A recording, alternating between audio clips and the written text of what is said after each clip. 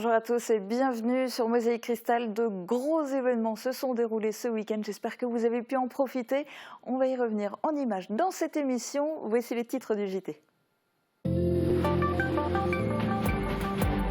Affluence des grands jours à Sarreguemines pour la 29e édition de la Saint-Paul. Les spectacles et concerts ont rythmé le week-end, même s'il a parfois fallu passer entre les gouttes. Record de fréquentation au 16, le 16e bataillon de chasseurs à pied organisait ce week-end des portes ouvertes au quartier de Riant à Bitche. Plus de 5300 visiteurs ont découvert les installations, observé les démonstrations et participé aux ateliers. De quoi susciter peut-être des vocations.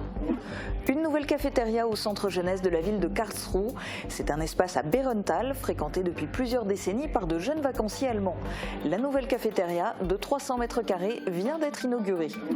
Après 9 ans en poste à la sous-préfecture de Sarreguemines, Christophe Salin prend sa retraite. Dernier discours plein d'émotions lors d'une cérémonie en mairie de Sarreguemines. La nouvelle sous-préfète Dominique Laurent prendra officiellement ses fonctions le 4 juillet. Et si le meilleur artisan de France était du secteur de Sarreguemines? La caravane de la 4e édition du concours a fait escale dans la cité faïencière. Les inscriptions sont encore possibles jusqu'au 1er juillet dans les catégories art floral, carrelage, coiffure, maçonnerie, peinture décoration, plâtrerie et plomberie chauffage. Deuxième week-end de foot à Montbronne pour clôturer le tournoi Grand Est. 50 équipes de jeunes y ont participé. La marraine de l'événement était la footballeuse Romane Munich. Originaire du village, 19 fois sélectionnée en équipe de France, elle est aujourd'hui gardienne de l'ASJ Soyo-Charentes en D1 féminine. Le centre-ville de Bitche transformé en grande zone piétonne pour laisser la place aux concerts. La commune a célébré la fête de la musique vendredi soir avec en point d'orgue le groupe L'Officine du Gueux. Dans cette émission, on fera un large focus sur la Saint-Paul. Marie-Morgane, tu y as passé une grande partie de ton week-end. Et oui, évidemment, j'y étais avec ma caméra pour pouvoir filmer un petit peu toutes les troupes qui sont venues se produire cette année. Et bien, on va voir ça en détail, en images, tout à l'heure avec de nombreux extraits vidéo. On commence cette émission chez les militaires du bataillon d'acier qui ont accueilli de nombreux curieux au quartier de Riant. Samedi et dimanche, c'était les journées portes ouvertes au 16e BCP à Bitche. Le public est venu en masse pour découvrir l'univers des militaires. Plusieurs ateliers étaient répartis aux 4 coins du camp. Reportage de Thibaut Desmerlet.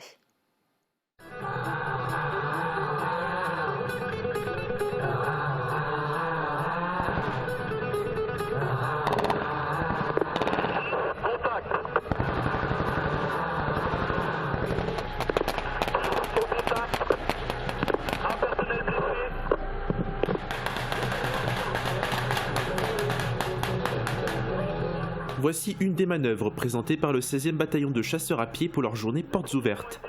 Une démonstration qui montre une des nombreuses facettes du quotidien des militaires. Pour cet événement, 41 ateliers sont sortis de terre au quartier de Riant. Plus de 5341 personnes sont venues découvrir chaque détail de leur métier. C'est de permettre à nos soldats, à mes soldats, de présenter leur environnement de travail à leur famille, de montrer un peu ce qu'ils font, de montrer leur armement, de montrer leur spécialité et de montrer pourquoi ils aiment leur métier. Chaque soldat a une histoire à raconter, une expérience à raconter et c'est particulièrement important. Durant tout le week-end, les curieux ont pu s'essayer à différents parcours, au airsoft, au lancer de grenades ou encore faire un tour en véhicule de combat. Plusieurs ateliers présentaient aussi des spécialités au sein du bataillon et leur équipement. Le première classe Kilian animait l'atelier du DX 166, un simulateur d'entraînement RX pour s'exercer au lance-missile anti-char.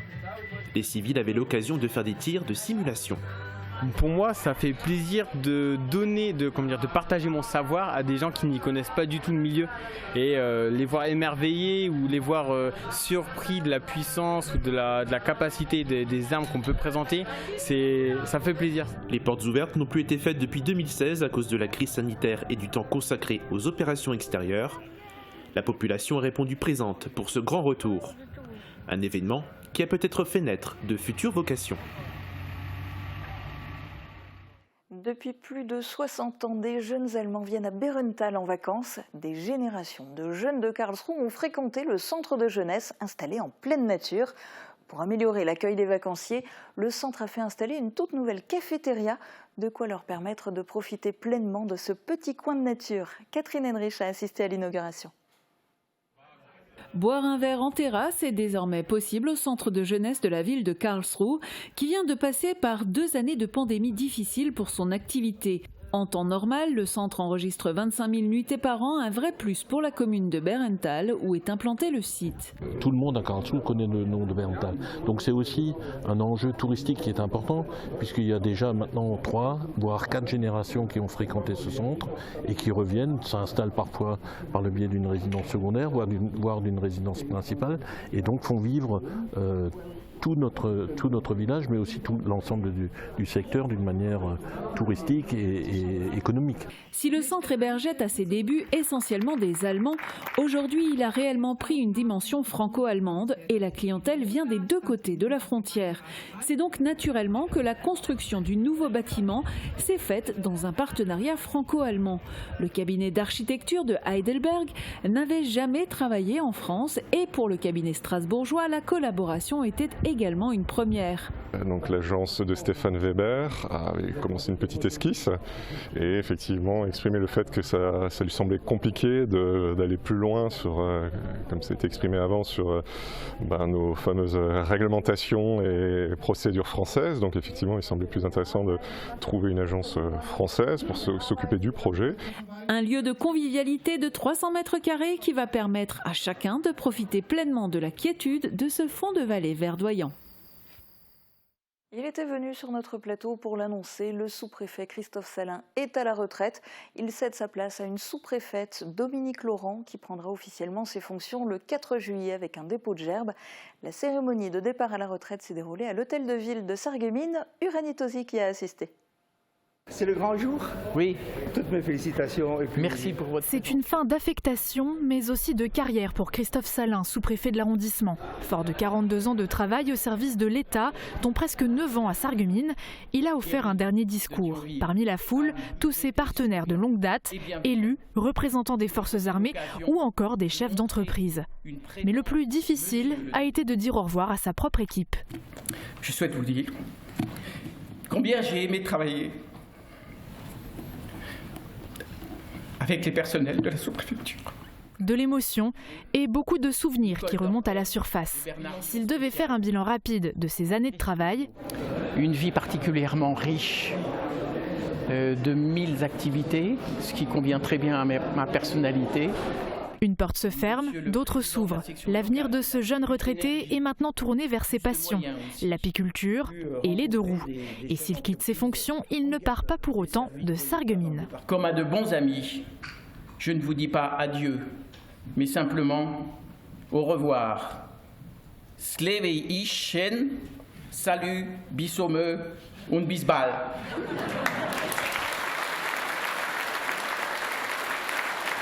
Pendant la cérémonie, le préfet de la Moselle a également pris la parole pour souligner son parcours et ses qualités, notamment le dialogue régulier avec les entreprises. Nous avons vécu ensemble la période de la pandémie, la période de cette reprise économique, de ce maintien de l'activité économique par le plan France Relance, donc avec une attention particulière pour les entreprises.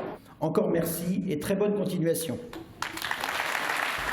La nouvelle sous-préfète Dominique Laurent, fraîchement arrivée de Bretagne, prendra officiellement ses fonctions le 4 juillet prochain, avec pour première mission un dépôt de gerbe au monument aux morts. La ville de Sarreguemines a rendu hommage à un homme qui s'est longuement investi dans la vie locale, Robert Berthelet. Il donne désormais son nom à une salle du centre socio-culturel. Marie-Morgane Pires a filmé le dévoilement de la plaque. Il aurait très certainement été sensible à la reconnaissance de son action qui lui était témoignée aujourd'hui. Même si ce qui l'a amené à s'investir dans ses actions n'a jamais été la reconnaissance, voire les honneurs, mais plus simplement le souci de l'amélioration des conditions de vie de ses concitoyens. Une cérémonie très émouvante s'est déroulée au centre socio-culturel de Sarreguemines. Si cet espace existe aujourd'hui, c'est en partie grâce à l'implication de Robert Berthelet dans la vie locale. Né en 1942 à Sarre-Union, il s'est plus tard installé à Sarreguemines. Il était cadre dans l'entreprise Continentale, mais ce n'était pas sa seule casquette. Il était président du conseil de quartier Bastille-Cité de 2002 à 2008, puis président du conseil de quartier Allmende. Robert Berthelet s'est d'ailleurs mobilisé pour y créer une maison de quartier. Elle deviendra finalement ce centre socio-culturel. Il verra le jour quelques années plus tard, mais le Sarregueminois de cœur ne le verra jamais s'achever. Il est décédé en septembre 2010. Pour tout ce qu'il a entrepris pour la ville, la municipalité a décidé de donner son nom à l'une des salles du centre. 2 plaques ont été dévoilées devant ses 3 filles et ceux qui l'ont connu. Par son investissement constant dans les conseils de quartier, il aura parfaitement su démontrer les vertus de la démocratie de proximité. Un point sur l'évolution du ramassage des ordures sur le territoire de la Casque. L'apport volontaire des déchets recyclables va s'étendre d'ici la fin de l'année. 3 nouvelles communes sont d'ores et déjà concernées. Ilsprich, Saint-Jean-Rohrbach et Rémerin-les-Puclanges. C'est la fin des sacs oranges avec collecte en porte-à-porte. Les bornes jaunes sont accessibles 7 jours sur 7 et 24 heures sur 24. Mais c'est à vous d'aller y déposer vos emballages. Le meilleur artisan de France revient, c'est la 4e édition de ce concours et la 2e fois que les organisateurs s'arrêtent à Sarreguemines chez Big Mat, partenaire de l'opération. Vendredi, il fallait récolter un maximum de candidatures de la part des artisans du secteur pour que peut-être l'un d'entre eux devienne finaliste. Reportage d'Uranie Tozic. Après le maçon Marc Nickel et le plâtrier Emric N en 2021, qui sera sélectionné pour la finale du meilleur artisan de France cette année. C'est la 4e édition de ce concours national organisé par RMC et World Skills. Depuis le 30 mai, les organisateurs font escale dans une vingtaine de communes et pour la 2e fois à Sarreguemines. Leur stand était installé toute une journée chez Batimat et les artisans venus chercher leurs matériaux avaient la possibilité de s'inscrire. Au mois de juillet, le jury World Skills va déterminer 7 finalistes par catégorie professionnelle. Ces 7 finalistes seront invités le 4 octobre à la finale à Batimat pour réaliser une œuvre sur une journée et le jury de World Skills à la fin de la journée déterminera le finaliste. Sur les 7 catégories proposées, 5 sont liées au métier du bâtiment. Parmi les potentiels candidats, Serge, passionné de maçonnerie et qui a à cœur de valoriser son savoir-faire à travers sa participation. Mais c'est aussi un coup de boost personnel. Genre une meilleure vie, un bon salaire, et pour mes enfants, pour ma femme, une autre vie quoi. Parce que c'est mon 2e emploi quoi. Je fais ça en plus d'un autre emploi. Les finalistes remporteront le titre de meilleur artisan, une compensation financière à partager, mais aussi une notoriété grâce à leur passage sur BFM Télé et RMC. Pour participer, vous pouvez vous rendre sur le site internet du concours. Il vous faudra déposer votre CV, l'historique de votre société et quelques clichés de vos chantiers représentatifs. Vous avez jusqu'au 1er juillet pour tenter votre chance. Ils ont bougé pour la paix dans le monde. Les enfants de l'école élémentaire de Velferdin à Sarreguemines ont participé au défi national proposé par le CNOSF, le Comité national olympique et sportif français. À l'occasion de la journée olympique, chaque élève de cette école a effectué très exactement 2024 mètres en marchant, une initiative symbolique organisée en faveur de la paix dans le monde. C'est une compétition qui existe depuis plus de 20 ans. Le tournoi Grand Est de football organisé par l'AS Montbronne s'est étalé sur 2 week-ends. Pour l'édition 2022, une invitée de marque était présente. Romane Munich était la marraine de cet événement. C'est une footballeuse professionnelle originaire du village. Reportage de Thibaut Desmerlet. 50 jeunes équipes de football de l'Est de la France ont joué sur les terrains de l'AS Montbronne. Une ancienne joueuse de ce club est revenue pour assister à l'édition 2022 du tournoi du Grand Est. Romane Munich est aujourd'hui gardienne en D1 féminine pour l'ASJ Soyaux-Charentes. Cette joueuse professionnelle est la marraine de l'événement cette année. J'ai accepté volontiers parce que c'est un club qui me porte à cœur et puis c'est là que j'ai évolué dès mon enfance, dès ma plus jeune enfance. Et c'est grâce à eux que j'ai pu arriver à ce niveau où je suis actuellement aujourd'hui. Originaire de Montbronne, elle a beaucoup évolué dans sa carrière sportive avec 19 sélections en équipe de France. Cette compétition lui rappelle son passé. Bien sûr, ça me rappelle des souvenirs, c'est des tournois que j'ai fait dans mon enfance aussi également. Et c'est des tournois où on prend du plaisir, on s'amuse entre copains. Autrefois, ce tournoi rassemblait des équipes internationales venues de toute l'Europe. Depuis quelques années, l'AS Montbronne se limite au Grand Est. Une partie des catégories jeunes sont représentées, U9, U11 ou encore U13. Le club souhaitait aussi mettre le football féminin à l'honneur avec la venue de Romane Munich. C'est une immense fierté d'avoir une joueuse formée à l'AS Montbronne qui est internationale. Je crois que c'est la première. On en a peut-être un autre, je dirais, dans les tuyaux, c'est William Mikkel-Prensis qui joue à FC Metz, qui était déjà international jeune aussi. Donc ça prouve que Montbronne est vraiment un club formateur. Pour l'occasion, la footballeuse a fait cadeau au club d'une paire de gants dédicacés et d'un t-shirt. La fête de la musique, c'était mardi dernier, mais certaines communes l'ont célébrée un peu plus tard, comme la ville de Bitche par exemple. Vendredi, les rues du centre-ville sont devenues piétonnes le temps d'une soirée. Maureen Grandcola est allée y faire un tour.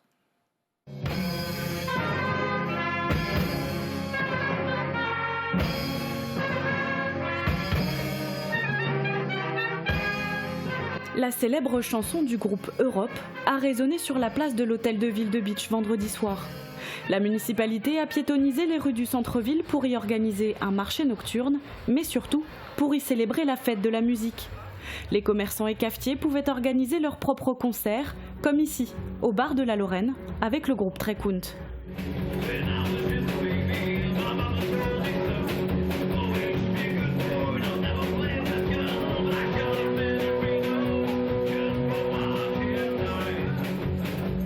Si la soirée a démarré sous la pluie, le soleil a pointé le bout de son nez avec l'arrivée de l'officine du Gueux. Vers 21h, le public s'est rassemblé devant la grande scène pour découvrir le nouvel album du groupe, Hex, Grog and Folk. J'ai voulu m'engager dans la marine marchande. Je voulais voir du pays au stand et la Nouvelle-Zélande. Je voulais être marin et faire le tour du monde sans escale, sans attache, vivre une vie vagabonde. Une soirée musicale pour le plus grand bonheur des visiteurs. Avoir la boule au ventre quand ça cogne dans le gros temps. Musique mais aussi spectacle, les arts de rue étaient à l'honneur à Sarreguemines ce week-end. Focus sur le festival de la Saint-Paul, juste après les prévisions de Météo France pour demain. Couverture, crépissage, peinture et isolation. Avec Modern Habitat, votre maison sera belle et confortable par tous les temps. Retrouvez votre programme avec le Crédit Mutuel, partenaire des grands événements de votre région. Une banque qui appartient à ses clients, ça change tout. Bonjour à tous, bienvenue dans cette météo. Je vous propose de continuer la visite de Mosaïque Cristal. Aujourd'hui, nous sommes dans le garage avec le car régie, mais il y a une pièce juste à côté. Et voilà, vous pouvez le constater, nous sommes dans notre espace de stockage et il y a de nombreux matériels, comme par exemple de grosses enceintes, de nombreux projecteurs et des écrans, de nombreuses caisses à roulettes et des kilomètres de câbles. Allez, regardons les cartes pour connaître la météo de demain. Le matin, le ciel est bien nuageux et le soleil peine à se montrer. Ensuite, les éclaircies deviennent plus belles sur le pays des étangs, dans la vallée de la Sarre, ainsi que près des frontières du Nord. Pour la nuit, de belles éclaircies nocturnes laissent entrevoir les étoiles. Les températures font le grand écart, le thermomètre affiche 11 degrés le matin et 25 degrés l'après-midi. Demain, le soleil se lève à 5h33 et se couche à 21h44. Merci d'avoir suivi cette météo, je vous souhaite une bonne journée, à demain. C'était votre programme avec le Crédit Mutuel, partenaire des grands événements de votre région. Une banque qui appartient à ses clients, ça change tout. Le festival Les Étendards nouvelle édition, spectacle, concerts et cinéma en plein air du 1er juillet au 27 août. Profitez de nombreuses animations gratuites à Olvin, Rémerin, Putelange-Lac, Grosse-Bliderstroff et Neuvrange.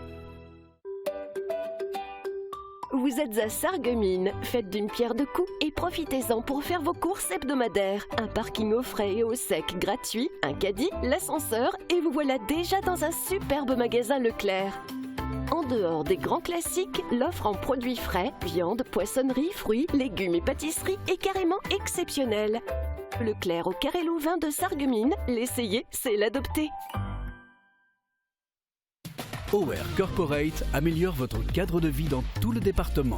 Nos équipes travaillent sur des projets de construction qui dynamisent votre ville et des chantiers de rénovation pour ramener à la vie des bâtiments historiques de votre territoire. Spécialiste en architecture, suivi de chantier et en gestion immobilière. OR Corporate, c'est imaginer, innover et construire ensemble. Vous voulez rejoindre Continental? Alors je vais vous donner 3 raisons de ne plus hésiter. Nous sommes un acteur installé depuis 60 ans dans la région, stable dans les moments de croissance comme dans les moments difficiles. Derrière ces murs, vous avez une industrie moderne, à la pointe de la digitalisation. Et la 3e, je vais vous donner une des 4 valeurs de Continental. C'est la liberté d'agir, la liberté d'organiser son travail, la liberté d'être source de propositions. Vous êtes convaincus? Rejoignez-nous.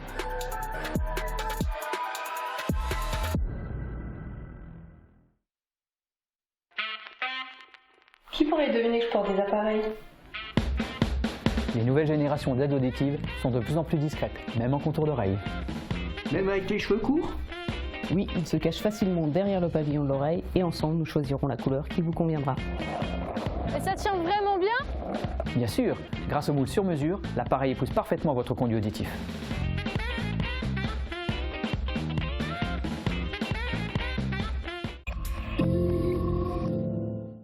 Allez, je vous l'avais promis, focus sur le festival emblématique de Sarreguemines, la Saint-Paul. Et Marie-Morgane, tu nous le disais en début d'émission, tu y étais avec ta caméra pour filmer notamment les spectacles. C'est ça, il y avait vraiment une belle programmation pour cette 29e édition, de la musique, des acrobaties, beaucoup d'humour aussi.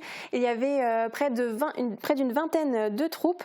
Alors si vous avez déjà assisté à des précédentes éditions de la Saint-Paul, vous allez certainement en reconnaître quelques-unes.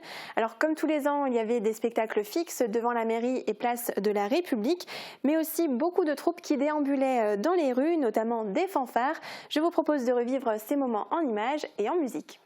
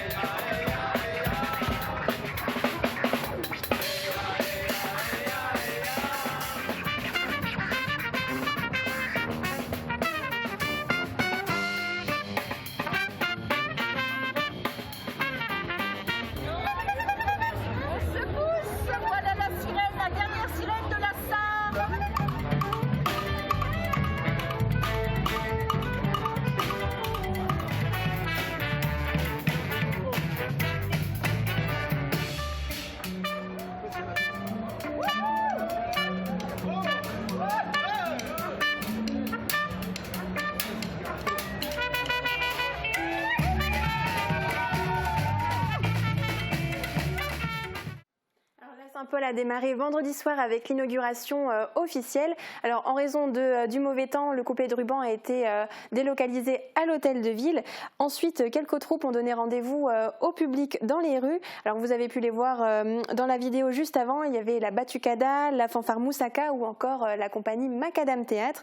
Mais pas de gros spectacle pour cette première soirée. Oui, et c'est un peu frustrant. Alors il y a une explication, à mon petit doigt m'a dit que c'est parce que autant à l'époque c'était concentré sur 2 jours la Saint-Paul, autant maintenant un festival pour obtenir certains financements doit durer plus que 2 jours. Donc ça commence déjà le vendredi soir, mais ça n'a effectivement pas du tout la même ampleur que ce que ça prend le samedi et le dimanche, et ça fait un peu des déçus. C'est vrai que pour profiter au maximum des spectacles proposés, c'était le samedi qu'il ne fallait surtout pas louper. Des compagnies nationales et internationales étaient présentes. D'ailleurs, si vous n'avez pas pu toutes les voir, je me suis glissée pour vous avec ma caméra dans le public. Voici les extraits des compagnies de cette édition.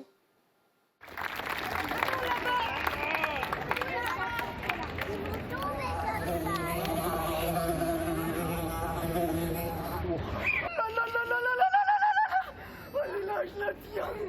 Oh là là, bouge pas. Oh là là, oui, c'est fait. Oh là là là là. Attends, bouge pas. Ah, les bâtards, bouge pas.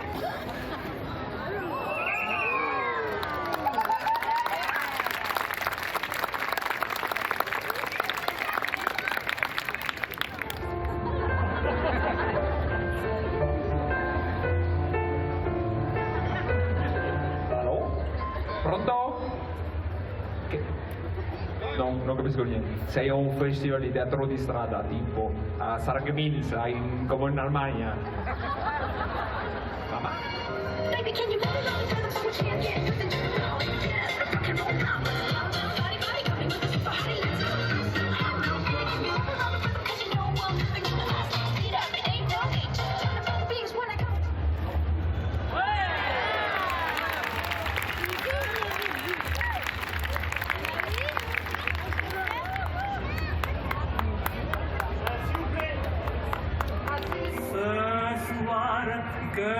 Cueillons ces fleurettes.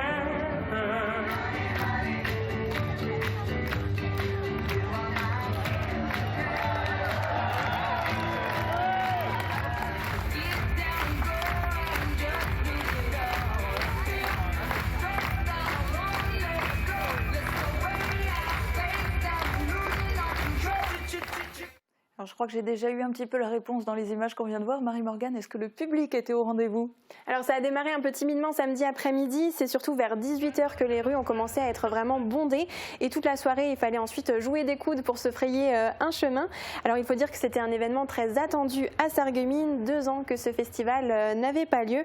Alors forcément, les artistes qui ont fait le déplacement étaient ravis d'avoir autant de public. Mais ce n'étaient pas les seuls. Tout le week-end, les commerçants du centre-ville ont ouvert leurs portes. Beaucoup ont pu sortir des articles devant leur boutique. Et avec les soldes qui ont démarré quelques jours avant, c'était une aubaine pour eux. On les écoute. On est vraiment très ravis. Les clients aussi sont très contents.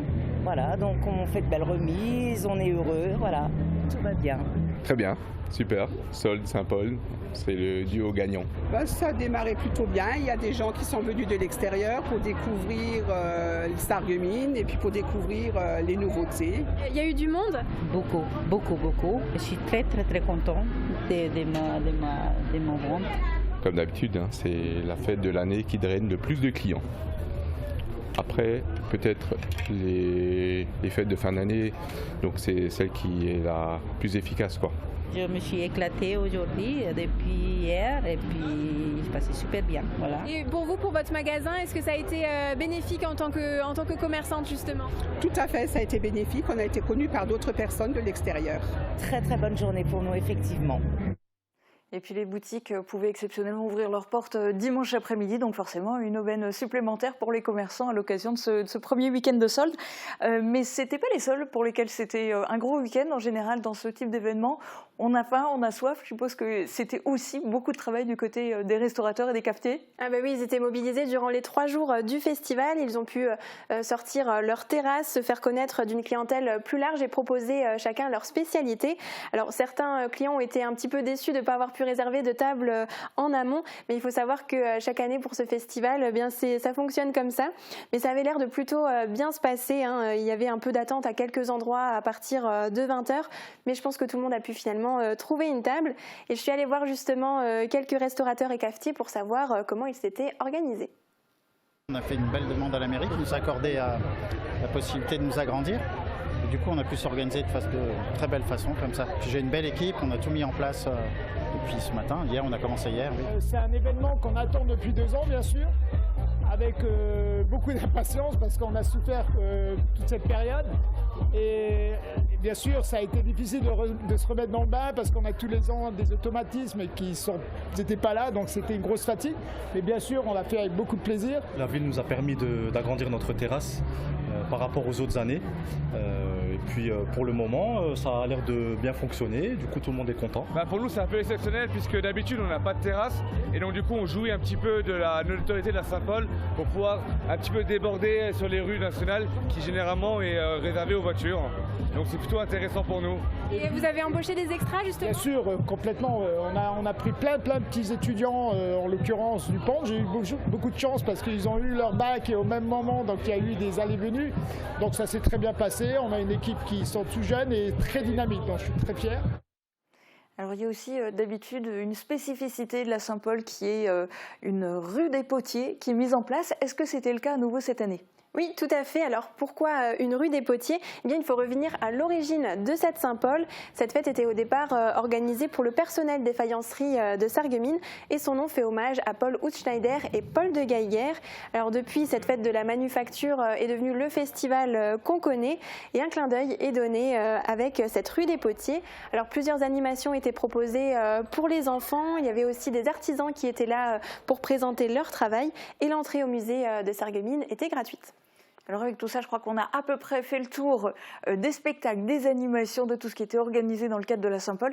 Il manque peut-être juste le clou du spectacle. Oui, je voulais garder un petit peu le suspense jusqu'au bout. Alors chaque année, une compagnie est invitée pour se produire le samedi soir, c'est le temps fort. Cette fois, c'était la compagnie Remue Ménage qui s'est déjà produite à Sarreguemines pour d'autres événements. Alors c'était un spectacle itinérant, tout en lumière, vous allez le voir.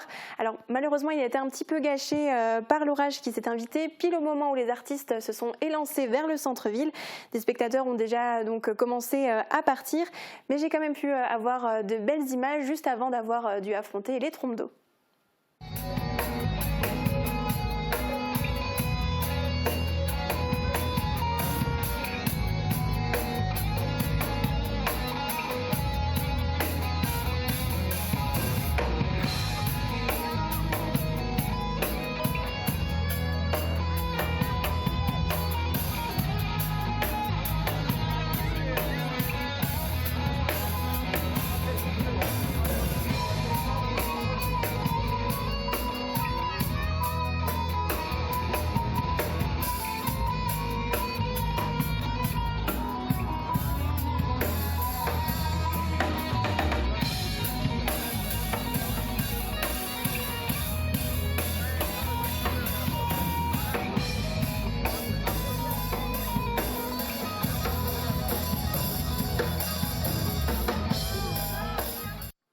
Le festival s'est ensuite poursuivi dimanche. Alors il y avait un petit peu moins de monde encore une fois à cause de la pluie.